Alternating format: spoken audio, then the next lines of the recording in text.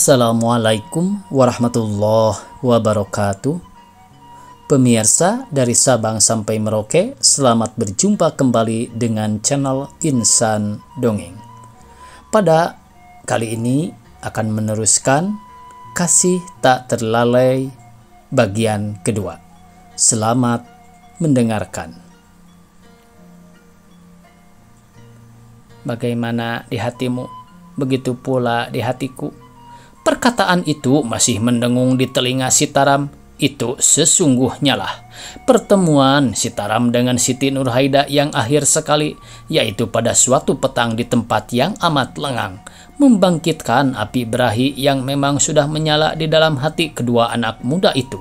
Betapa tidak, karena Nurhaida berikrar dengan lidahnya, berkata dengan hati, mengharamkan laki-laki yang lain akan jadi suaminya selain daripada Sitaram, anak angkat batin kampung itu. Sitaram tiadalah bertepuk sebelah tangan. Cinta hati anak gadis itu kepadanya sudah berurat berakar pula. Rupanya yang manis dan kelakuannya yang tak hendak menyakitkan hati orang itulah yang terutama memikat menggetah hati kecil anak gadis itu. Siti Nurhaida kasihkan anak muda itu diketahui oleh sanak saudaranya. Sitaram cintakan anak gadis itu dimaklumi oleh seluruh isi kampung itu. Menurut adat dalam kampung itu, anak-anak gadis terlarang keras bercampur gaul dengan anak muda-muda. Ya, jangankan seiring di jalan, bertemu muka pun tiada boleh. Acap kali anak-anak gadis itu menangis karena dicubit dan dikatai oleh ibunya, sebab ia telah berani keluar rumah ketika seorang laki-laki lalu di situ. Biarpun laki-laki itu sudah setengah umur, sedang gadis itu keluar karena sesuatu hal yang perlu juga. Demikian kerasnya larangan dalam kampung itu. Adakah larangan itu menjadikan bersihnya bangsa itu daripada hal-hal yang tidak senonoh? Pertanyaan itu pula maklum kepada sidang pembaca. Penjagaan kepada Nurhaida dikeraskan, kini berjalan mesti berkawan, mandi tak boleh ke sungai lagi. Semua hal itu tak menjadi alangan kepada Sitaram. Ia tahu kerbau sekandang dapat dijaga, tetapi manusia seorang belum tentu. Perjanjian anak muda itu dengan si gadis pada pertemuannya baru-baru ini erat amat. Erat tak dapat diungkai lagi. Kedua pemuda itu telah sekata akan lari meninggalkan kampung halaman, pergi ke negeri asing, kawin di rantau orang. Keras sungguh perjanjian itu. Dengarlah. Sang matahari yang tadinya sangat menunjukkan kekuasaannya sekarang telah terbenam di sebelah barat. Sana-sini di kaki langit kelihatan tumpuk-tumpuk awan yang masih merah, makin lama makin hitam juga. Ketika itu hari pun malam, putri malam telah keluar dari peraduannya. Rupanya sangat bersih, gilang gemilang. Tiap-tiap orang tentulah akan menatap bulan purnama raya itu. Karena selain daripada keindahannya, banyaklah lagi kenang-kenangan yang ditimbulkannya. Bukankah putri malam itu seolah-olah pusat jala pumpunan ikan dari mata segala makhluk yang memandangnya? Jika orang tua pun tertarik hatinya memandang bulan yang membangkitkan kenang-kenangan itu, betapakah pula bagi anak muda yang dalam percintaan? Tentu hatinya berkata, jika aku peri, tak dapat tiada melayangkan aku mendapatkan bulan, dan dari sana aku meninjau arah ke bumi. Sekaliannya itu jangan kita hiraukan amat. Tengoklah seberapa tertengok dan pandanglah seberapa terpandang.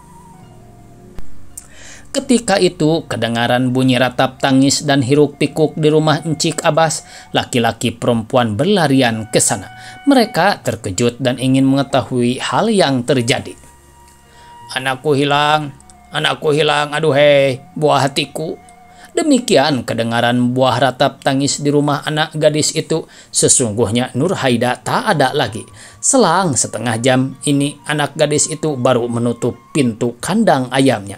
Kini tak tampak lagi. Heran, sungguh kemana perginya? Beberapa orang tua-tua masuk ke dalam kamar anak gadis itu, menyelongkar tempat tidur mencari Siti Nurhaida. Kalau-kalau ia bersembunyi. Nurhaida tak bersua. Peti anak gadis itu dibuka, ditengok pakaian tak ada lagi, sekalian perhiasan emas intannya sebuah pun tak tinggal. Masya Allah, Siti Nurhaida lari membawa sekalian barang-barangnya yang berharga. Isi kampung itu gemparlah. Buah mufakat membagi-bagi isi kampung itu atas beberapa tumpuk masing-masing. Disuruh mencari anak gadis yang hilang itu. Dalam saat itu kedengaran pula gaduh di rumah batin kampung itu. Ratap tangis sebagai di rumah Nurhaida itu tak kedengaran. Hanya gaduh itulah saja. Ketika adik Sitaram masuk biliknya, dilihatnya peti terbuka, sedang pakaian Sitaram sepotong pun tak ada lagi. Demikian pula uang simpanannya yang $200 itu. Seduit pun tak ada tinggal lagi. Sitaram dan Nurhaida telah lari. Hiruk pikuk dalam kampung itu pada malam yang tersebut bukan kepalang. Tiap-tiap simpang dan lorong kelihatan isi kampung itu hilir mudik. Laki-laki, perempuan sama keluar. Mereka itu tak dapat tidak akan mengintai-ngintai dan mencari kedua pemuda itu. Orang tua Sitaram disegani oleh isi kampung itu karena ia tua kampung. Encik Abbas dimalui orang karena hartanya banyak. Taklah heran jika semalam-malaman itu orang kampung itu tiada menghentikan tangan sebelum keduanya tertangkap. Apalagi malam itu cerah amat, langit tiada berawan, hingga bumi seolah-olah mandi dalam cahaya bulan purnama itu. Tiap-tiap orang yang lalu diperiksa, batang kayu dikelilingi, sekalian pangkalan dimata-matai. Tetapi dua sejoli itu tiada tertangkap. Hari bertambah larut, malam jua. Syandan, orang tua Sitaram bersama-sama dengan Encik Abbas, hilir mudik sepanjang jalan, menyusuri pantai, menempuh lorong-lorong dengan hati yang gelebah amat. Berbagai-bagai perkataan kedengaranlah. Ada orang bersangka Sitaram telah sama-sama lari ke dalam hutan dengan anak gadis itu dan boleh jadi sama-sama membunuh diri. Ada yang mengatakan hal itu sekali-kali tak mungkin. Pada pendapatnya kedua anak muda itu telah berlayar meninggalkan kampung itu. Persangkaan itu dibantah orang pula. Tak boleh jadi sudah berlayar karena orang-orang yang di pangkalan tak ada bersua dengan mereka itu. Perempuan yang tua-tua bersangka Sitaram itu keturunan wali Allah. Ia dapat menghilangkan diri, dapat berlindung di balik daun lalang sehelai. Siapa tahu bapaknya orang keramat. Bimbanglah kita mendengar cerita orang banyak itu. Mana-mana yang benar taklah dapat ditentukan. Ada pula yang berkata, itulah balasan orang yang tinggi hati. Anak awak dipinang, orang tak diberikan. Cih, memilih amat. Sekarang ini tanggungkanlah. Itulah tanggungan orang yang membatalkan cinta hati yang bersih. Aku ini hanya segan kepada batin saja. Kalau tidak, taklah aku sudi mondar-mandir sampai jauh malam ini. Seorang pun tak ada yang bersua dengan dua sejoli itu. Mendengar kabar pun tidak. Embun telah turun. Sekalian mereka telah kedinginan, masing-masing berselubungkan kain sarungnya. Sekali lagi kelihatan mereka itu menyusur pantai, mengintai kalau-kalau Sitaram turun ke sana mencari sampan akan tempatnya menyeberang. Tiba-tiba perjalanan mereka itu terhenti, setengahnya duduk, setengahnya berlindung di balik sesap di dalam semak. Dekat pangkalan lama yang sudah tidak terpakai lagi, kelihatan dua orang memakai serba hitam berhampiran dengan tebing pantai itu. Tertambat sebuah sampan kotak perahu Cina. Tak dapat tidak, itulah Sitaram, siapa lagi? Demikian pikiran orang yang banyak itu. Lelah mereka itu akan berubah. Kegembiraan hati kedua orang itu akan timbul kembali. Di tempat itu sunyi senyap, sekalian mereka itu berbagi-bagi mengelilingi tempat itu dari jauh. Sebagai askar mengintai musuh, merangkaklah mereka perlahan-lahan, makin lama makin dekat jua. Selain daripada terjun ke dalam sungai, taklah ada jalan akan melepaskan dirinya dari kepungan orang banyak itu. Perburuan hampir tertangkap. Tatkala sekalian mereka itu telah berantara kira-kira 30 langkah lagi, sekaliannya tegak dan berhenti lurus. Mereka takut juga kalau Sitaram bersenjata tajam, siapa tahu ia jadi gelap mata, mengamuk tak boleh tidak marah yang akan datang. Kedatangan orang banyak itu diketahui oleh orang yang berbaju hitam itu nyata juga dalam kabut itu. Ia menoleh ke kiri dan ke kanan memandang orang-orang yang datang itu. Tetapi sekali-sekali tiadalah ia gentar dan takut, kerjanya bertambah tekun. Seorang di antara orang yang berbaju hitam itu masuk ke dalam sampan. Dari dalam sampan itu dilemparkannya sepotong tali ke darat. Kemudian ia mengambil timba upih lalu menimba air sampan itu dengan rajinnya. Sekalian orang banyak itu heran melihat perbuatan kedua orang itu. Mereka bertambah dekat juga. Di hadapan orang yang berbaju hitam itu terguling seekor babi hutan yang amat besar. Sungguh pun kabut mulai turun. Nyata juga kelihatan babi itu masih hidup. Rupanya ikatan babi itu kurang kuat. Itulah maka ditambahnya tali pengikat itu sebuah lagi. Karena terik ikatannya, babi itu memekik kesakitan. Sekalian orang yang berkeliling itu mundur selangkah.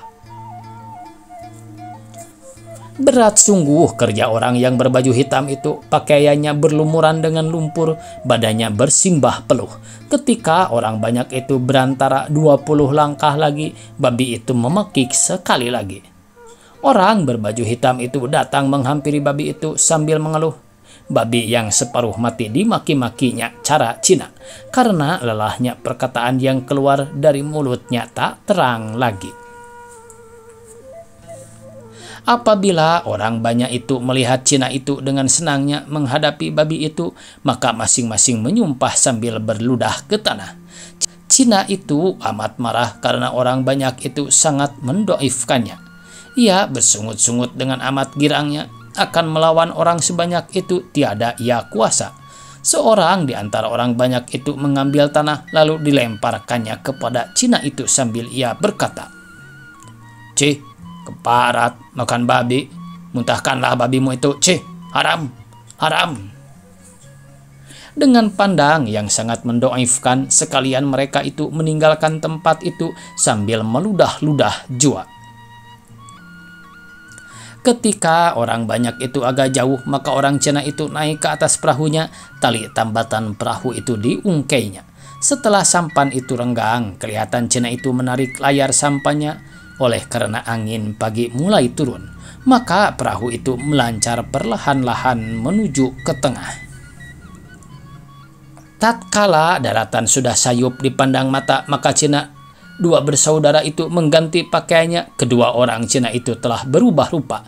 Cina yang memegang kemudi sampan itu ialah Sitaram yang jadi buruan isi kampung itu. Dan Cina yang duduk bersandar pada tiang layar itu ialah Nurhaida, anak Enci Abbas, bintang dalam kampungnya.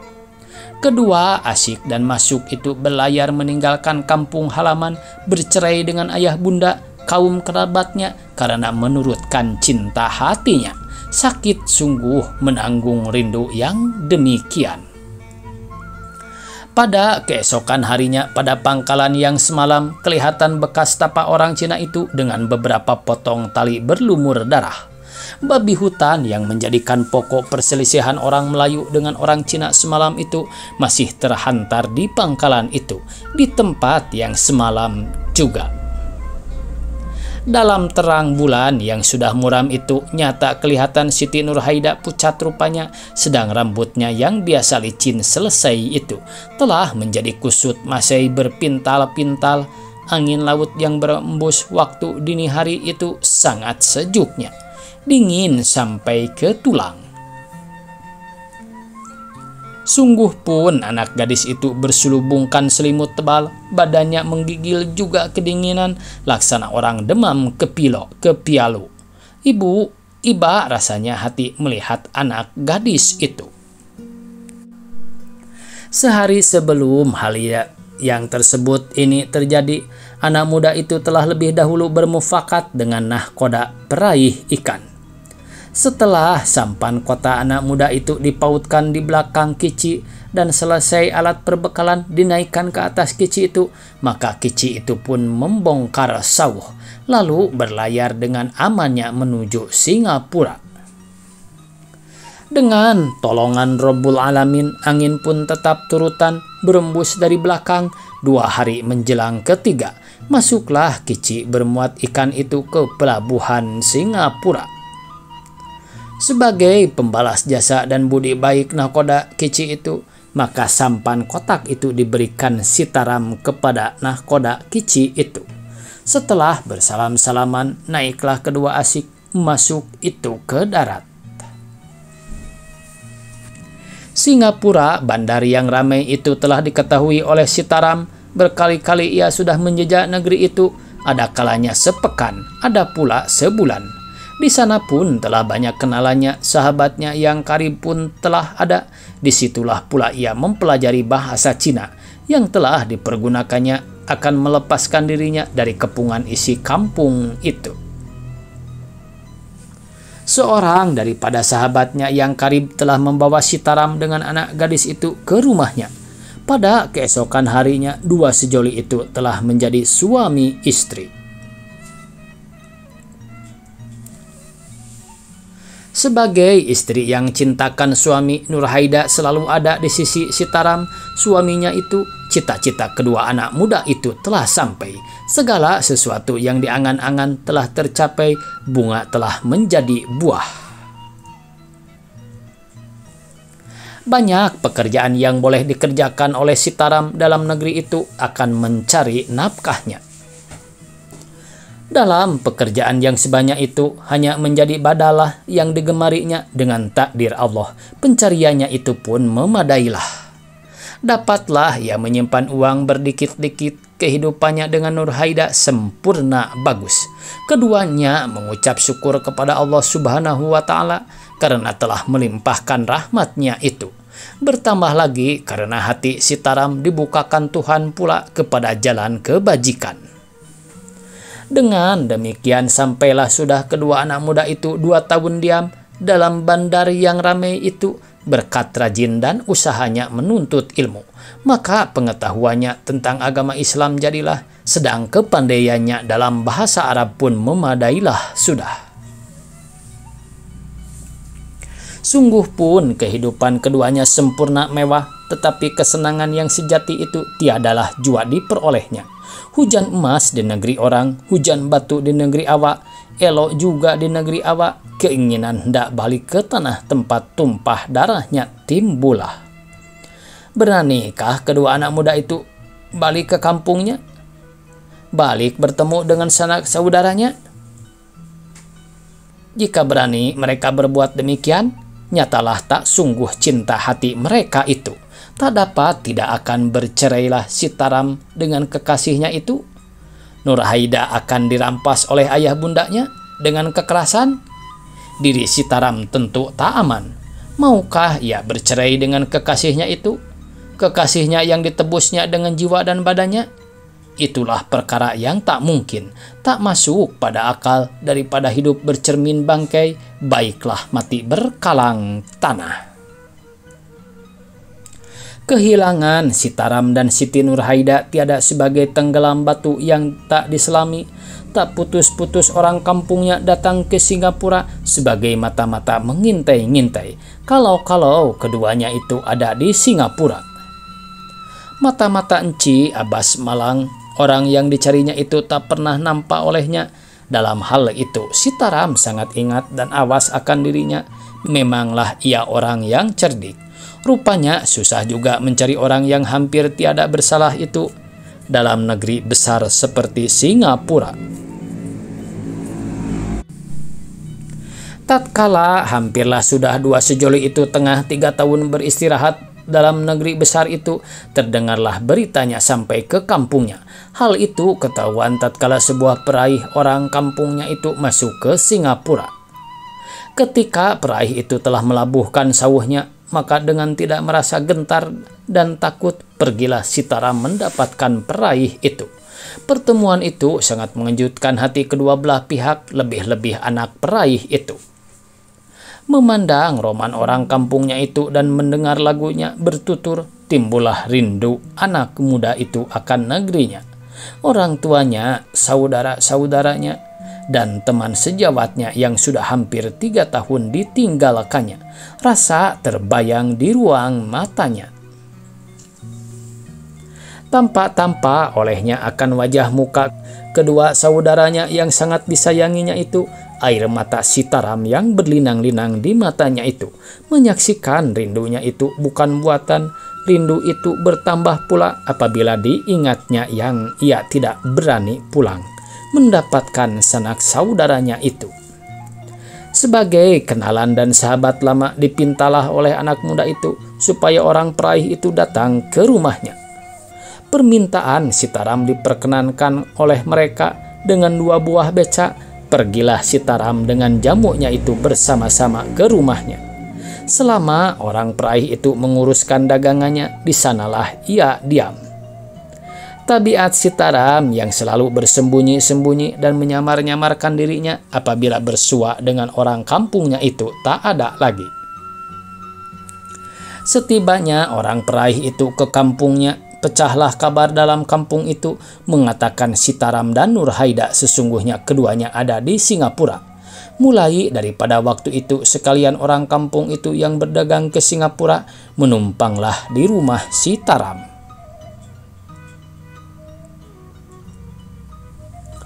Sesungguh pun orang kampungnya banyak menumpang di rumahnya, tiadalah tanpa ia bimbang meninggalkan istrinya itu.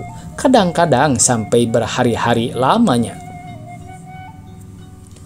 Tidakkah terpikir olehnya bahasa tidak semuanya mereka itu melupakan hal-hal yang sudah-sudah, dan tiadakah boleh jadi dengan tidak setahunya istrinya itu akan dibujuk orang, dibawanya pulang balik ke kampungnya. Jika hal itu terjadi, apakah kelak katanya? Selain daripada menggigit jari, terlampau sia-sia. Pada suatu hari datanglah seorang laki-laki dan seorang perempuan yang sudah setengah umur ke Singapura. Orang tua itu orang kampung Sitaram, masuk kaum Siti Nurhaida juga. Semasa Sitaram diam dalam kampungnya, orang tua itu diseganinya. Ia segan akan orang itu, bukan karena banyak hartanya atau besar pangkatnya, tetapi karena petah lidahnya, banyak pengetahuannya, pandai bertutur, lagi pula sudah panjang rantau yang ditempuhnya. Orang tua itu datang ke bandar yang ramai itu bukan berniaga, sepotong dagangan tak ada di bawahnya. Akan membeli barang-barang dagangan tak boleh jadi karena ia bukan saudagar. Sekadar menengok-nengok negeri itu saja tak pula mungkin. Karena ia sudah biasa ke sana, akan menyenang-nyenangkan hati, makan-makan angin, jauh sekali. Orang kampung yang rambutnya sudah beruban itu tiada akan berhajat demikian lagi. Sekedar menengok-nengok negeri itu saja tak pula mungkin, karena ia sudah biasa ke sana, akan menyenang-nyenangkan hati, makan-makan angin, jauh sekali. Orang kampung yang rambutnya sudah beruban itu tiada akan berhajat demikian lagi. Tak dapat tidak adalah satu rahasia yang terkandung dalam hatinya. Kita berharap mudah-mudahan orang tua itu berniat baik hendaknya. Kemudian kenyataanlah bahasa orang tua itu datang ke Singapura atas suruhan Encik Abbas. Tiada lain maksud yang terkandung dalam hati mereka itu laki istri, selain daripada hendak membujuk Siti Nurhaida dengan diam-diam pulang balik ke kampungnya. Hari yang kedua dimulailah oleh orang tua itu memujuk Siti Nurhaida sambil menceritakan berbagai-bagai hal tentang keadaan kampungnya, yakni cerita-cerita yang membangkitkan hati rindu kepada tanah air tempat darah tertumpah. Cerita-cerita yang demikian dikisahkan pula oleh ahli berkata-kata lebih tajam makanya dari pedang jenawi, lebih kuat daripada rantai besi. Ya, itulah tali yang akan menarik hati Nurhaida yang memang sangat terkenang akan tanah airnya. Kecerdikan Sitaram dan peringatannya akan dirinya selama ini kini telah hilang, bertukar dengan kedunguannya. Apakah pula gerangan yang menyebabkan? Maka tiada sekali-kali ia menaruh syak dan wasangka kepada orang tua itu. Kedunguan dan pendek ingatannya itu nyata kelihatan, karena kepercayaannya kepada orang tua itu sudah berlebih-lebihan selama orang tua itu diam di rumahnya. Makin keraplah ia meninggalkan rumahnya, ada kalanya berhari-hari, ya kadang-kadang sampai 2-3 hari. Tiada terpikir olehnya bahasa pikiran manusia itu sangat lemah, mudah berubah-ubah. Akan Nurhaida pun amat tenang, tetap sebagai biasa. Perubahan tingkah laku suaminya itu tiada mengubahkan air mata mukanya. Hatinya tiada gentar, pendiriannya tiada bergoyang. Iman yang demikian sukar dicari, jarang didapat. Sekali-kali tiadalah pula ia hendak menahan langkah suaminya itu. Agaknya tak teringat olehnya bahasa dengan kekuasaan famili yang jadi jamunya itu. Ia dipaksa dan ditipu, dibawa balik ke kampungnya. Mengapa kedua orang muda itu berlaku demikian? Wallahu alam. Tiadakah mereka itu cinta mencintai lagi? Habiskah kasih? Putuskah sayang?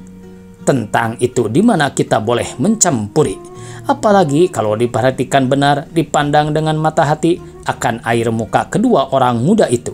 Sekali-kali tak tampak sifat bodoh, bahkan dungu. Sebenarnya keduanya asal orang cerdik juga adanya. Sebermula pagar hati Siti Nurhaida roboh tak berempang lagi. Dapatlah masuk segala tipu daya dengan amat mudahnya. Semuanya itu perbuatan orang tua yang arifin itulah, ahli sungguh pesuruh Encik Abbas itu. Dalam perjanjian orang tua itu dengan Siti Nurhaida, ikrarlah sudah Siti Nurhaida akan mengikut balik ke kampungnya. Hal itu mustahil dapat disampaikan mereka selagi Sitaram di rumah. Tapi hal itu tak menyusahkan mereka, waktu sampai cukup, saat banyak yang baik. Orang tua itu meminta sangat-sangat kepada Siti Nurhaida supaya rahasia yang penting itu jangan disampaikan kepada Sitaram. Karena hal itu boleh menyebabkan Sitaram menjadi marah dan boleh pula karena itu ia diusir oleh Sitaram dari rumahnya. Permohonan orang tua itu diperkenankan oleh Nurhaida, rupanya cintakan tanah air telah lebih dari cintakan suami.